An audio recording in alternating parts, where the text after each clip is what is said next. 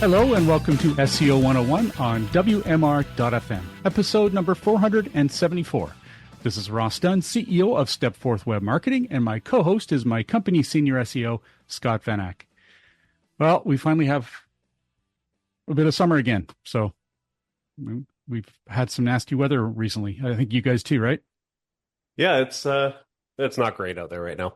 Oh, we got sun. But you know what, though? I kind of like bad weather in the summer because then I don't feel guilty sitting at my desk. I don't feel like I'm missing out on anything. True. I do feel like I need to be on the boat now. Okay. But that ain't happening, so be it.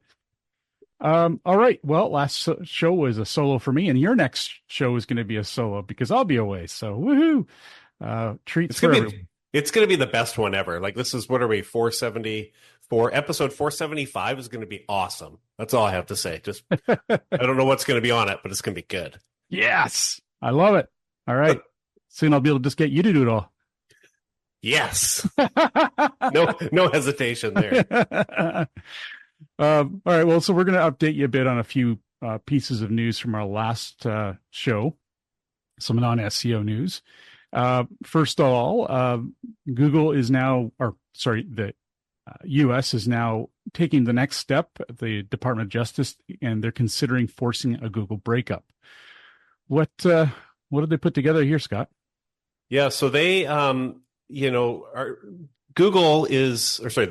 Justice Department is considering forcing Alphabet to shed at least one of its units, Chrome, Android, or Google Ads, possibly others, but this is all I've seen mentioned.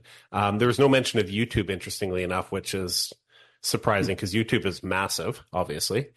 So yeah, if Google has to, ditch one of those, I mean, Chrome seems like a no-brainer because it's not going to be a big money maker, but it's pretty important at the same time.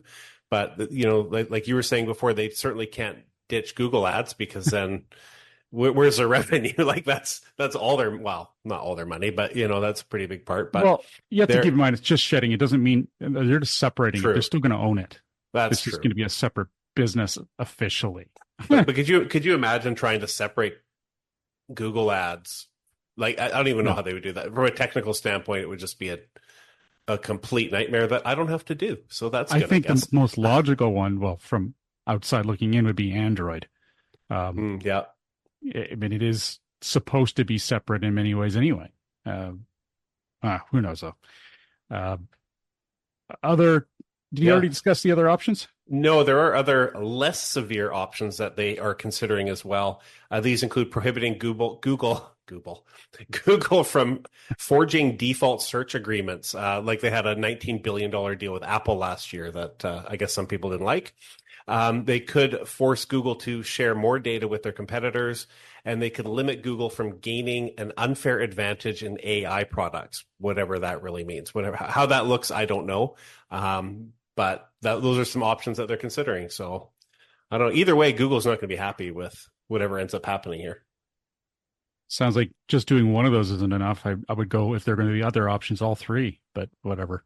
And the guys over at DuckDuckGo are just like loving every second of this. Limiting Google from gaining an unfair advantage in AI products should be that should just be standard. That should not be allowed anyway, but whatever. Anyway, it's a strange world of capitalism over there in the States on this. I don't know. We're not far behind in Canada, so. All right. Next up. This is actually in the wrong spot here. I guess we'll get into Google Effingo. I just love the name of that. Is it Effingo or Effingo?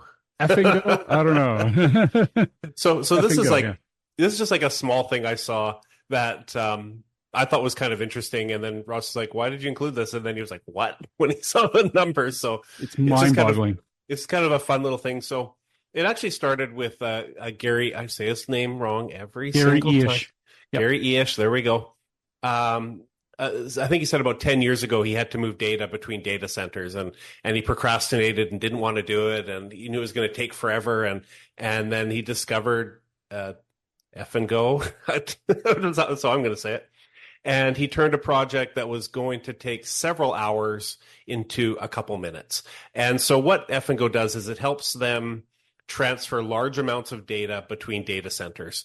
And to give you an example, Google, this is according to an SE Roundtable article, Google is constantly moving data around the world to the tune of about 1 exabyte of data per day. So to give you that, which probably means nothing to most of you, I had to look it up. I'm like, what the heck is an exabyte? So it's equal to 1 billion gigs. So it goes gigs and then terabytes and then petabytes and then exabytes, each by a factor of, I think, 1,000, if I'm correct. So a lot of data. To put it in perspective, that is 27.5 billion 1990s era 40 meg hard drives. So I was just for our young listeners. I wasn't. Yeah, no kidding. What the heck is a megabyte? 40 megabytes? I can't believe we survived on 40 megabytes. You can play games and run wind. Like, I don't even know how that was possible. You can't even do it. But that's like one photo now. I think what really blew my mind, though, yeah, is that, we're all excited about getting 1 gigabit per second at our homes. Well, a Fingo transfers data at a rate of around 14 terabytes per second. It's a lot. My chin sore from hitting the floor when I read that. That's insanity. I can't even fathom that. I got to read more about it. It's just mind-boggling. Obviously it's fiber, but is there something better than fiber? You almost have to wonder. Like, it must be, right? Like some sort of alien tech that we're not aware of yet. What I want to know is, when do we get it at home? Yeah, no doubt, right? And it'll still buffer. You'll still be watching Netflix and be buffering. Like, how? That's when we all have holodecks, I'm afraid. That's yeah, that's right. Yeah, we're gonna need this for our all that stuff. All right, so let's jump into some SEO news. I discussed a bit about Google Trends, how it's being updated, and how it's a much better experience. But now there's some more news about it, a little more data on some of its efficacy. First of all, it's faster. It now updates every 10 minutes for real-time insights. It detects more trends, 10 times more than before. It also has expanded global coverage, now available in 125 countries, 40 of which offer regional specific data. It has enhanced visualization and context. That's sort of what I talked about before, which is the breakdown of each trend that includes emergence, time, duration, and related news articles. Now, what do you use Google Trends for, Scott? Yeah, so Google Trends, it's one of those things that you might want to include in your toolkit when you're doing keyword research and other things related to that. So it's really good for comparing popularity between search terms. So you don't always necessarily want a search number. I mean, you do, knowing that one term is searched more times than another, but you can also then look at more than just that. You can see trends over time. For example, checking keywords for seasonality. So let's say we used to have a client that sold turkeys and hams and things like that. So around Christmas and Thanksgiving, a lot more people are searching for Thanksgiving turkey at Thanksgiving time than they are, at Easter, because then you want Easter turkey, whatever. But looking for that data is important, because sometimes if you don't know and you want to rank really well for a term, and then you see your traffic going all over the place, knowing if it's seasonal is important. And most businesses probably know that stuff, but they don't always. It's also really good at comparing terms for the popularity within a specific location. So if you're in California and you're a local business and you think such a certain term is going to be great for you, everybody's searching for that, but you look and maybe nobody in California searches for it, but they do somewhere else. So you might be able to narrow down how useful a term may be. It's great for finding other related topics. When you search for a term, you can see other emerging trends and things like that. So it can be really helpful in just sort of determining stuff like that. And as another example, I have a client of mine who ranks exceptionally well. They almost can't do better. They're number one for most of their stuff. But yet their traffic was down. And he gets in touch with me and says, well, why is my traffic down? We're ranking really well. And he is ranking really well. But we looked, and I used trends to help find this. The search frequency of his terms have receded this year compared to last year. So just fewer people are searching for his stuff. So it makes sense, right? If less people are searching, I mean, you can only do so much with certain keywords, right? If nobody wants it, or just less people do. And I think in his case, his product was very popular around COVID. And now that COVID's dying down, fewer people are looking for that stuff. And it's just sort of a natural, transition. And so we're looking at other options and things we can do there. But, so identifying that can be helpful if you don't typically have a seasonality with your keyword, or you do, but it doesn't seem to match up with what you think you should be getting. Check and see if fewer people are searching. Same if you get a big spike, you can help explain spikes with trends sometimes. That's cool. And I'm sure a million other things as well, but it's valuable insight. Yeah, I know a lot of people end up in that position, and Google Trends now is even more useful than ever. So that's something to really keep in your back pocket. Obviously, when you're thinking about content and what you need to write, there's a lot of opportunities there. You're talking about checking keywords for seasonality. Well, there's, when you do that, you often find ideas for content. So just have that digital notepad out and just write down these ideas as you go in your day to day. And you'll have a nice little list of content you can write when you finally sit down to doing it. Well, it's cool too. Like if you've got a news website or something that's very topical, where news is probably a great example because you can touch on a bunch of different topics, but you can go in and look at emerging trends for the past 4 hours. What have been people searching for the past 4 hours? And look for anything that's relevant enough to your business and try to get on that bandwagon, because if it's especially something a bit niche, you might be able to rank for it relatively fast and really capitalize on that traffic, even though it'll be a short-term traffic gain. Or social media, if you're looking for social media ideas, stuff like that. I mean, anything super topical and emerging right now, you can find some of that stuff there. Cool. All right. So next up, Google Search Console only shows 35% of your data. Well, it does depend, says Google. Now, back in 2022, Search Engine Roundtable did a report noting that about an average of 50% of the queries in Search Console are hidden. So, as Barry said, we knew Google anonymized way too much of your data in Search Console, but now Google is showing how much in this example report. This is, again, of course, an article from Search Engine Roundtable, and there's an example where it gives you tips, and I talked about that in the last episode, how they're rolling out this option in Google Search Console where you'll see tips. This information was there, but now they're making it far more presentable and obvious on your homepage. Well, John Mueller piped in. He says, most see all or most of their data. I guess the larger sites see less, ? He said. He also added, quote, also, there's nuance. Even when not all data is shown individually, individual rows, the graph on top is fine. Using the API also gets you more data. So using something like Search Analytics for Sheets will get most folks far enough. Focus on the actionable level of data that you actually need. There are options to do more, but most folks probably don't need it, unquote. Plus, actually not unquote, plus the 35% number can be different for each site. Like the study above said, it was closer to 50% of most sites Ahrefs tracks, at least back in 2022. It really depends on the site. It's not a fixed percentage, unquote. Interesting. And one of the things that we don't have a lot of cause to do this because we work with small, medium businesses, but larger businesses would certainly be doing this more. But that data is there for you, and it's easy to forget that. It's there in the API. If you really need to get at it, there are some options to do that. Again, they mentioned Search Analytics for Sheets. That's actually a tool. You can get that, and it'll work in Google Sheets, and it'll allow you to import that data in raw and work from there. I imagine it's a lot of data, but there are options, and it's always cool to be reminded of that. We don't really do much of that, but it would be really cool to play with that data and manipulate it and see what's there. And, like you said, a lot of our clients are just smaller. It just isn't something that we dive into. We don't have a need for it, but I feel like, for in-house SEOs for big corporations, that would be fun, like really fun stuff you'd want to dig into and play around with. Yeah, for sure. All right, what's next here? Yeah, this is kind of funny.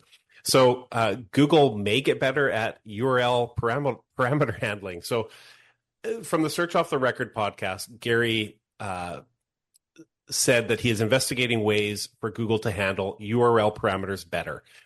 John Mueller asked him, what other kinds of optimizations do you see happening with regards to crawling? And Gary said, maybe better URL parameter handling. And John asked him what he meant by that, and he said something like the URL parameter handling tool we used to have, more in a protocol format where you say this parameter is optional. Oh, well, that's a good idea. And I find this hilarious because we had a parameter tool in Google Search Console, and up until early 2022, it worked, and they got rid of it because not a lot of people used it. And now they're talking about essentially bringing it back. I don't know what it would look like if it comes back. Obviously, this does not appear to be in the works currently, just something that Gary would like to see happen. So I don't know, maybe it'll make a return to Search Console or in some other way. They did talk about how you can sort of help Google with parameters through your robots.txt if you don't want them to spider certain things. But really, it should be in Search Console and it should return. So I don't know, maybe we'll see it come back, but just sort of typical Google, right? Like they've got the tool, it's working, let's get rid of it and bring it back. And they'll call it something different though. I swear it's almost like a person on their team is trying to justify their position by saying, well, this isn't getting enough work, so let's take it out. This is my mandate. And now, but it was so tiny. It probably didn't require much updating, I'm guessing. Why remove it? It just doesn't make sense. So yeah, I hope it does come back, and it's sad / funny that they do bring it up themselves going, this would That's a actually be great handy. idea. We should have that. And they should also have some sort of authority type thing set up too, right? Like Yeah. authorship, maybe? I don't know. Yeah. Well, we're going to take a quick break. When we come back, we have some rather alarming local SEO news. SEO 101 will be back right after recess. Welcome back to SEO 101 on WMR.FM, hosted by myself, Ross Dunn, CEO of Stepforth Web Marketing, and my company's senior SEO, Scott Van Ack. All right, so in the list of more crap to hit the fan, thanks to Google's lame excuse for Google Business Profile Management, that was a long thing, but anyway, hotel listings are under siege. Hackers are taking WhatsApp numbers and they're switching out numbers on people's hotel listings. So they get the calls instead of the hotels. This is getting through Google's silly gauntlet. And also, if they can't do that, or maybe aside from doing that, they're also marking some as closed. Now, where is this happening? And it should be noted, this is not currently a massive issue in USA, like it's not a major thing. Someone actually posted there's a massive hack wave hitting Indonesia and the United Arab Emirates. Attackers are integrating personal WhatsApp numbers into Google listings in Indonesia, while the UAE faces a coordinated attack, changing legit hotel titles to permanently closed. Stay vigilant and monitor your Google business profile. That's from Nevena Ivanova. I assume in Indonesia, or someone who manages a lot of accounts in that way. Google, why is this being allowed? Why can people just edit a listing without getting the permission of a business owner? Now, this sort of thing has happened in the past in different ways.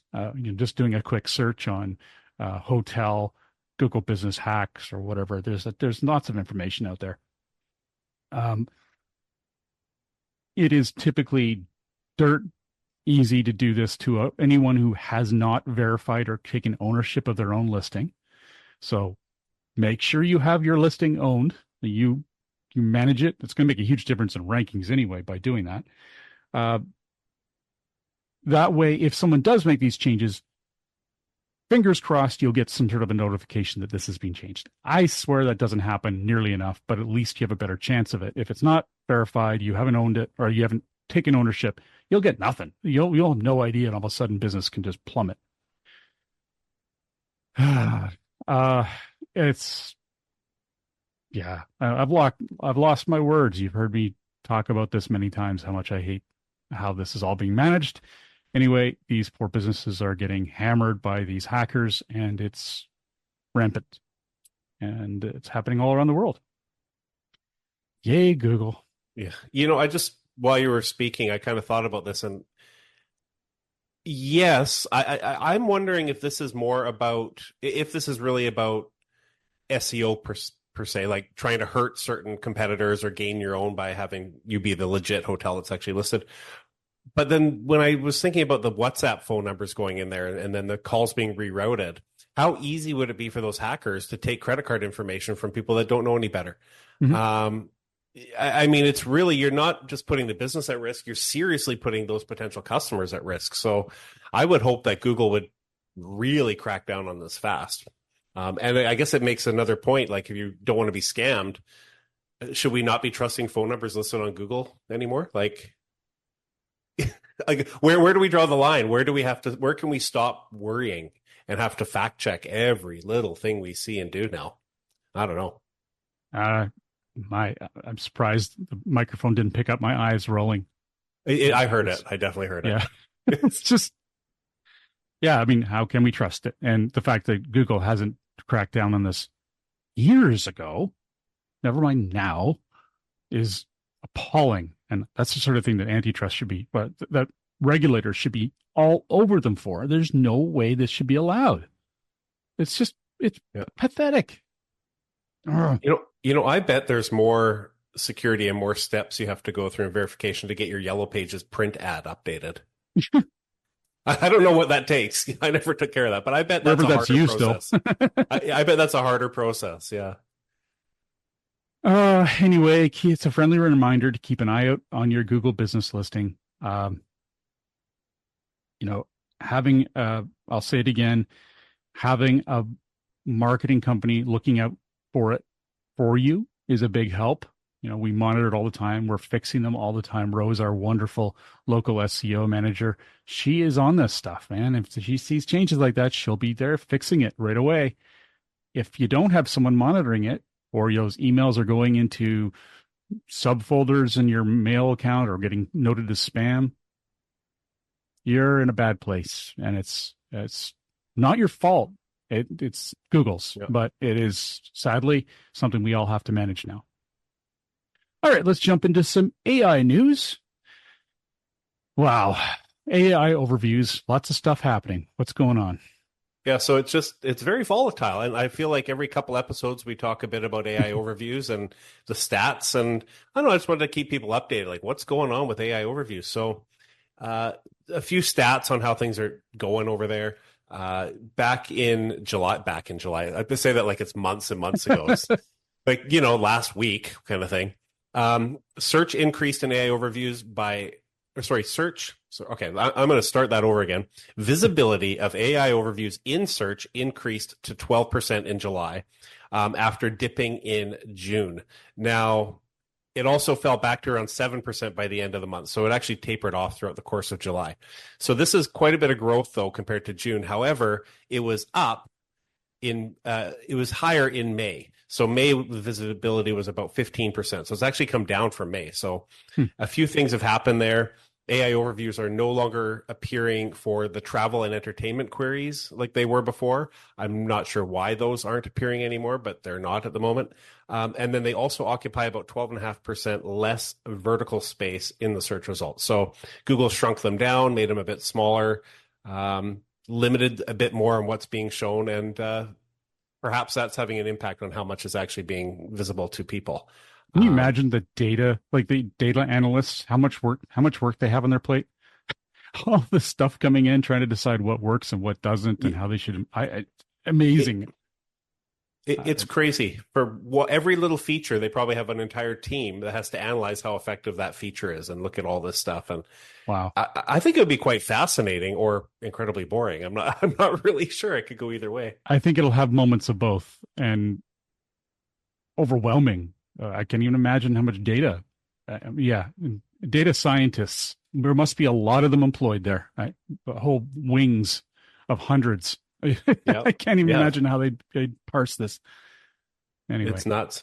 Now we are seeing, if you're wondering what is increasing, AI overviews are seeing increases for certain types of searches. For example, salary-related searches like nurse salary or human resources manager salary, complex technical keywords like confirmatory factor analysis. I don't know what that means. That's an example from Search Engine. I was going to say from Barry, but I'm not sure who wrote this article? From Danny Goodwin. So I don't know what that means, Danny. So it makes sense. It's complex and technical, long tail terms, and very specific product feature type searches like gooseneck electric kettle. So I don't know where he came up with that example either, but I'm just going to use his example. So, stuff like that, it's growing. Maybe create some content, check Google Trends and see if you've got anything relevant in there that you can create some content around. Cool. Yeah, I'd love to know. I imagine if we look more deeply in the article, we'll find it. Danny's a good writer, so I'm sure he's got some sources there. All right. And you have a quick tip you wanted to share. I haven't read this yet. Go for it. Yes. Yeah. So I just did this the other day for a client. Well, just as part of my regular stuff. And I thought, well, I do this sort of thing often with AI. So AI, as we know, you really have to be careful. Some of the content is crap, but AI is awesome at coding. Like when I need a piece of a structured markup, AI is really good. I find it often faster than using various tools. It's definitely faster than hand coding it. And so what I like to do if I'm looking, say I have to create a local business chunk of JSON LD markup for a site, I'll just go to Google or go to Team GPT now and just say something like, generate local business JSON LD markup for a business with the following, and then list the name, the phone number, the address, all the data I want included in the markup, and hit go, and it spits out all the code for you, ready to copy and paste to your site. So, use AI and try it in ways like that. But I will say, and this I found kind of bizarre to me, in the example I used the other day, Team GPT gave me this chunk of code. I dumped it into it's either the rich snippets tester or one of the structured markup testers. I can't remember which one. And it didn't validate. It was broken. Like, well, that's great. So then I just went back to Team GPT, and all I said was, Google says that code doesn't validate. And it's like, oh, well, you need to code it like this, and fixed it, and then gave me the new code. I put that in, and it did validate. So then I'm like, why didn't you give me that code in the first place? Like, why did it give me broken code? Like, it gave me the code, and then it fixed the code that it gave me. I don't understand. So if you do use it for coding, don't take it from whatever AI you're using and just dump it on your site. Definitely go through one of the validating tools. You definitely want to make sure you check that. If it's broken, your site's not going to break, but you might be dumping out incorrect data. It might just not work. It might not help you. So awesome, share. That's great. Yeah, I think that stuff is becoming more and more part of our daily efforts. It's augmenting our work, which is what I'm all about for AI. Replacing us, not so much. No, augmentation, awesome. It's awesome. Like creating that local business markup is not hard if you know what you're doing. It's really not difficult, but it takes time. Even if you're using tools, it takes time. This is so far, I've found this to be the quickest way to generate it. And another thing I'll mention too, in this case, the particular client, I wasn't sure if their business had a type identified as a local business, or if I'd have to just use local business. So I asked AI, just like, what's the best type to use for a business that does ABC? And it said, try this one. And perfect. And I didn't have to go look up what are the available types for local business. It just told me.